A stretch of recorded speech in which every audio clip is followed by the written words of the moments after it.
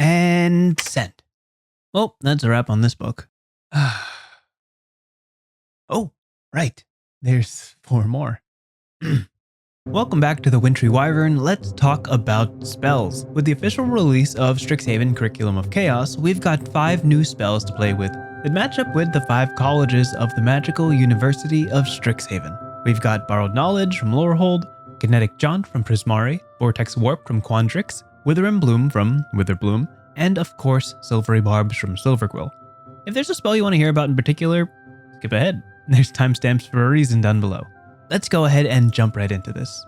These spells trace their origins to earlier this year. Back in June of 2021, Wizards of the Coast released the Mages of Strixhaven Unearthed Arcana, tied to the Magic the Gathering card set, which featured 5 subclasses that each could be slotted into a small collection of different classes. While it was a fun and unique idea, it didn't quite hold up in balancing and playtest feedback, so they simplified it to 5 spells that exemplified each college. Borrowed Knowledge is the first one, for example, and it's the signature spell of students from the College of Lorehold. These guys love diving into arcane ruins and digging up the mysteries of the world, and this spell lends itself to that pursuit of knowledge. You call upon the spirits of the past to enlighten you with their insights, giving you proficiency in a skill of your choice for an hour. At second level, it's a bit of a hefty investment, and will likely see the most play when you have no choice but to rely on your own talents rather than those of your teammates. This does have some very niche uses, maybe a stealth bonus for sneaking around, or an athletics bonus to dig yourself out of rocks, or even a survival bonus if you end up lost. But what I love about the spell is how it fits into your roleplay. What kind of spirit are you calling forth for information? Is it a ghost, an AI, or maybe even a guardian angel sort of figure? And more curiously, what book are you using to channel this spell? Is it an anthology of lessons from your magical mentor? A diary from a storied daredevil? The journal of a half-blood prince? A cookbook by a weirdly well-traveled chef? Or simply a guide to everything? Lots to play around with for you and your DM alike. Moving on, Kinetic Jaunt is the favored spell of Prismari, the flashy, flowing college with an eye for dazzle and creativity. Looking at Kinetic Jaunt, there's some obvious similarities to the mobile feat. It's a bonus action 1-minute concentration spell that boosts your speed by 10, lets you totally ignore opportunity attacks, and slip past allies and enemies alike with no difficulty at all. Now, there's a couple of really fun intricacies to this spell. Firstly, it's somatic only, putting it in the company of a very short list of spells that don't require sound and ignore the effects of silence. Making it a bonus action leaves your action for more important things, but unfortunately, casting another leveled spell is off the table.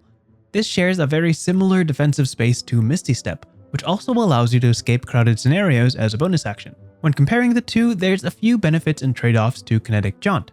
1, the plus 10 to your speed will almost always take you farther, and you can keep this nimble movement for more than just one turn.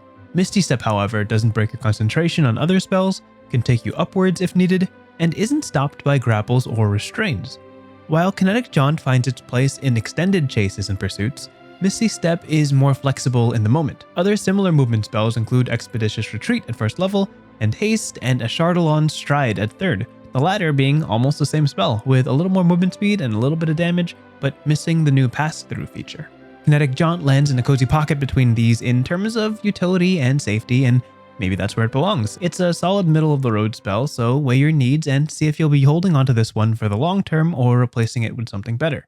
It's actually inspired by the Thunderlight Jaunt portion of Kinetic Artistry, found in the Prismari Unearthed Arcana. In the UA, it's visualized as you moving like a nimble bolt of lightning, which is a really great aesthetic that you could totally hold on to for its official version. Now, Vortex Warp. Really excited about this one. Second level, 1 action, 90-foot range teleport of another creature to another spot within range. You can target an enemy, but that's not really where this spell shines. So let's break it down. 1 creature besides yourself has to be targeted, which is a neat little caveat and separates it from other movement spells. At a range of 90 feet, you can scoop up an ally and drop them anywhere within 90 feet of you. That's a maximum of a 180-foot teleport, way past the length of most battle maps. More than anything, this spell feels like a buff to martial classes with magical friends.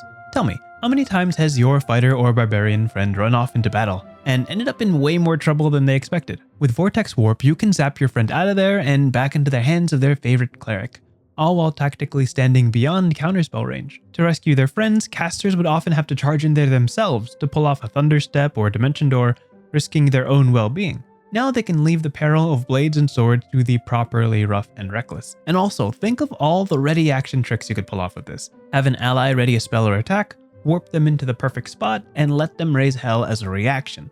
This pulls from the velocity shift feature from the original Quandrix UA.